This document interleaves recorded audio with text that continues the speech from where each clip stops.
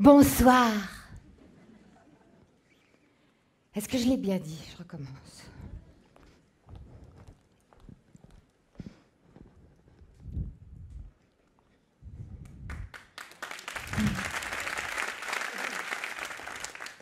Bonsoir. Comment fait-on pour monter sur un plateau?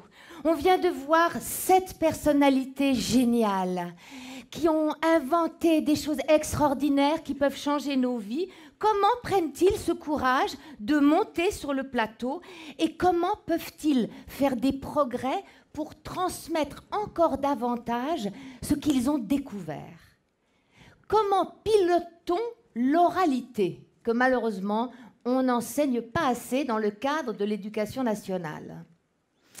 Alors, étant comédienne, comme on vous l'a dit depuis 14 ans, je vais tenter de vous donner quelques bases pour comprendre comment fonctionne l'oralité. Et éventuellement quelques exercices parce que, première certitude, ça se travaille. Il n'y a pas une catégorie de gens qui savent très bien le faire et les autres non. Non. Vous ne ferez peut-être pas le grand écart comme les danseurs de l'opéra, mais en tant qu'amateur, on peut tous apprendre à piloter cette voiture géniale, mais aussi diabolique. Première règle du jeu, c'est physique l'oralité. C'est avant tout, avant de véhiculer du sens, c'est physique. D'abord, il faut que je prenne mes pieds et que je fasse un pas l'un devant l'autre pour arriver jusqu'à vous. Un joueur de foot ne se dit pas « mon Dieu, comment je vais marcher ?»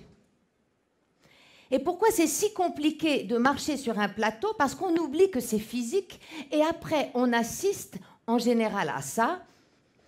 Voilà, je vous parle et je ne sais pas très bien que c'est physique et donc en fait ça se passe juste là et je ne sais pas très bien ce qui se passe au-dessous de la ceinture. Et donc on fait ce que j'appelle un peu le pas de l'éléphant. Imaginez avec moi que le plateau, c'est un plateau, l'endroit où je suis, et que vous êtes sur un autre plateau, et qu'au milieu, à la frontière entre vous et moi, il y a une balance. Et donc, mon travail, avant de véhiculer du sens, le fait de venir, l'acte que je fais quand je viens devant vous, il est physique, et je vais essayer d'équilibrer cette balance. Avec la conscience que je ne dois pas nier, que je vais aller dans un endroit où je vais recevoir beaucoup d'énergie pour moi, comme si j'allais sous un soleil qui fait du bien. Si je le sais, ce n'est pas un ennemi, c'est même très agréable. Et c'est la raison pour laquelle, après avoir eu si peur en coulisses, quand on va retourner en coulisses, on a très envie de revenir ici. Bien sûr, vous êtes plus nombreux que moi, mais il m'appartient, parce qu'ici c'est un espace sacré, d'équilibrer ce plateau. Et il faut toujours que nous restions en équilibre les uns avec les autres, dans l'instant présent. Si je parle comme ça, et je voudrais vous dire beaucoup de choses, au bout de 30 secondes, vous allez le dire dehors. Mais de la même façon, si je m'oublie moi-même, si j'oublie mon corps, et c'est tout simple, si je parle comme ça, que je regarde que le prompteur et que j'essaie de dire des trucs, au bout d'un moment, tout le monde va s'endormir et moi-même, je m'absente de moi-même. Donc, avant de poser une parole entre vous et moi, je me dois physiquement de tenir cette balance. Et là commence la liberté. Je peux me balader d'un pied sur l'autre si je le veux, mais je le sais. Je le choisis. Et je pense que mon énergie, elle est juste en bas de mes pieds. Un tennisman, il a besoin d'être solide sur le sol pour pouvoir jouer. Et je vais jouer avec vous. C'est pour ça que je vous parle de l'idée de conduire un bolide.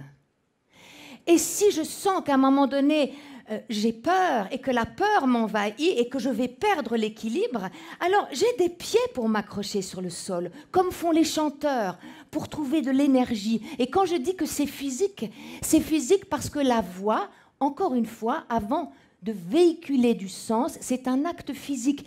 Il faut que mes abdominaux envoient de l'air qui passe dans mes cordes vocales.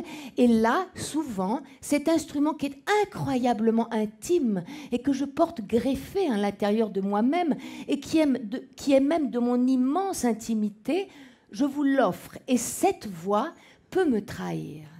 Si j'oublie que j'ai un corps et qu'au bout d'un moment, je ne suis que là, je vais dans mon émotion parler comme ça, éventuellement, je n'aurai plus de salive et puis je vais m'étouffer, j'aurai plus de silence et j'aurai plus rien et je ne sais pas ce que je dis et je voudrais juste ne pas être là. Essayez quand vous serez chez vous ce que j'appelle la voix de la nuit. Je ferme les yeux et je te dis, tu dors? Je t'aime. Oh, je sens bien que ces cordes vocales, elles descendent. Alors, je suis aidée par un micro. Mais c'est plus en bas. Et je sens bien dans mon ventre d'où vient ce son. Et ce son est mon ami parce qu'il est vrai, il ne me trahit pas. Il n'est pas dans l'émotion complètement submergé par les épaules qui étouffent le bas de mon corps. Et je sais très bien, si je pars avec mes pieds dans un marché, vendre des pommes de terre et dire 5 euros, 5 euros les... sans me casser la voix parce que je vais le chercher là. Comme je sais très bien, sans réfléchir, faire « Jean-Pierre !» faire avec ma voix la distance qui me sépare de Jean-Pierre. Et souvent, quand je rentre sur un plateau, alors je n'ose plus rien faire. Ça, c'est la première règle du jeu, travailler avec son corps, sachant qu'on peut très bien mettre toute son énergie négative dans les jambes. Comme ça, les jambes, elles tiennent bien le sol. Et puis là-haut, je suis comme un roseau. Deuxième règle du jeu extrêmement importante, 3 secondes. En musique, on joue avec le silence. S'il n'y a pas de silence, il n'y a pas de musique. Et moi, si je pense toujours à ma balance, je vois ces 3 secondes qui sont les 3 secondes où nos regards changent quand on est dans une proximité totale, dans un ascenseur par exemple, et que nos regards se croisent. Tu vois? Et toi?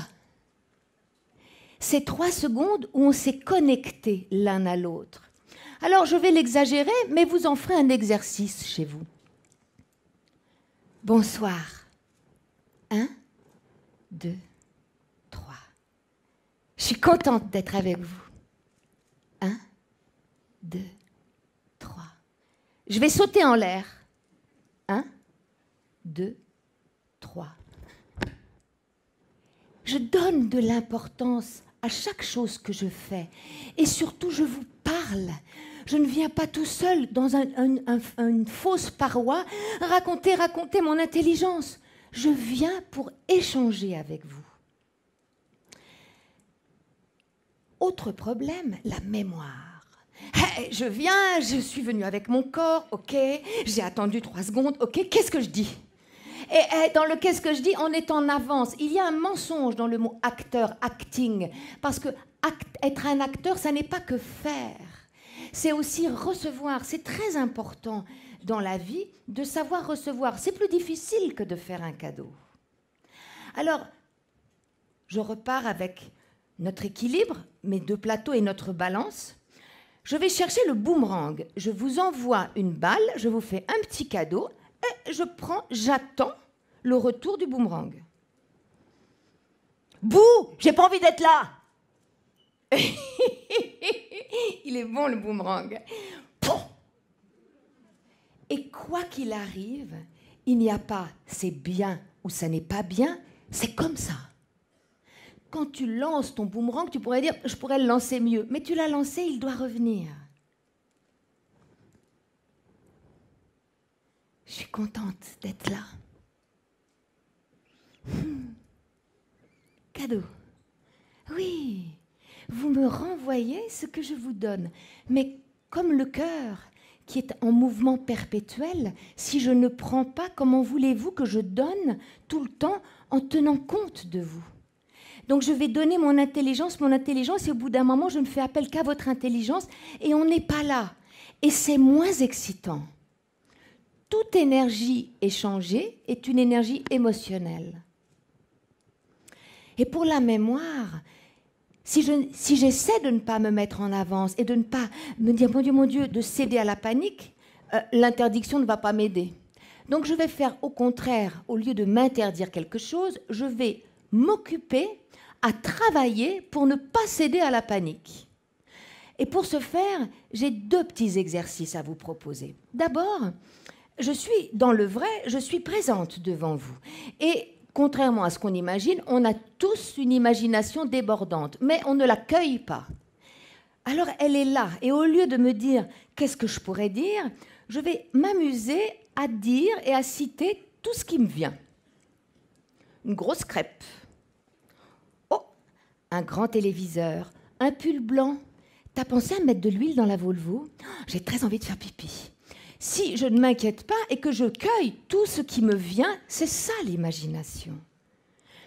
Et donc ma mémoire, j'étais venue pour vous dire quelque chose. Et cette mémoire, au lieu qu'elle soit intellectuelle, comme on l'apprend trop mal à l'école, si elle était sensuelle. Et c'est la mémoire d'un acteur. Quand on nous dit « Comment vous faites pour apprendre tout ce texte ?» Eh bien, on crée des petits lits pour chacun des mots, pour que ce mot qui véhicule du sens soit le seul qu'on puisse utiliser à ce moment-là.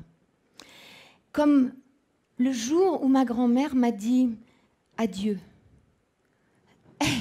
Toute ma vie, je me souviendrai comment elle m'a dit adieu, le son, le moment, le temps. Parce que c'est une mémoire affective. Eh bien, notre mémoire, elle doit être affective. Comme on pourrait dessiner un grand tableau ensemble, ou que j'aurais fait dans le secret de ma chambre. Ici, je vais marquer première chose. Là, vous voyez, j'ai dessiné une balance. Elle est extraordinaire. D'ailleurs, c'est un peu comme le signe du zodiaque. Vous la voyez, là, la balance sur le mur ? Moi, je la vois bien. Ça y est, hop, je vais arrêter d'y penser. Je ne vais pas me dire, mon Dieu, qu'est-ce qu'il y avait sur le mur? Qu'est-ce qu'il y avait sur le mur? Elle est là. Après, je vais dire, eh bien, le corps. Oh, je vois un corps de géant qui a plein de poils, d'ailleurs. Il est incroyable, il est tout nu. Avec un tout... Il est là. Etc., etc., etc. Ce qui fait que quand je viens, il suffit que je regarde mon tableau. Je suis avec vous. Je ne vais pas sauter. J'en profite un peu, je prends ma voix en bas et je dis le corps. Alors, je vais vous parler du corps. Et je ne suis pas allée le chercher très loin, il était dessiné là. Vous pouvez vous entraîner avec cet exercice-là et faire une centaine de mots, vous serez étonné de vous en souvenir, à la condition que vous laissiez le vrai temps présent pour chaque chose. Et ne pas faire appel qu'à son intellect, mais à son émotion, à sa sensibilité. Parce que j'ai fait exprès de dire le grand corps, il est poilu et il a un tout. Évidemment, le piège, c'est après de parler des poils au lieu de parler du corps. Mais quand on s'entraîne avec cet exercice-là, au bout d'un moment, on se trompe moins, parce qu'encore une fois, ça marche. C'est un instrument extraordinaire qui nous permet d'être ensemble, qui nous permet d'être dans un moment suspendu entre vous et moi, qui va compter, je l'espère pour vous, mais qui compte pour moi. Et c'est pour ça que je suis venue vous prendre aussi quelque chose. Alors pour finir, je vais vous offrir 4 petits vers très courts de Beckett. Et vous allez me faire un cadeau en retour et on aura tous gagné ce moment-là, ensemble. Chaque jour envie d'être un jour en vie. Non, certes, sans regret, un jour d'être né. Merci.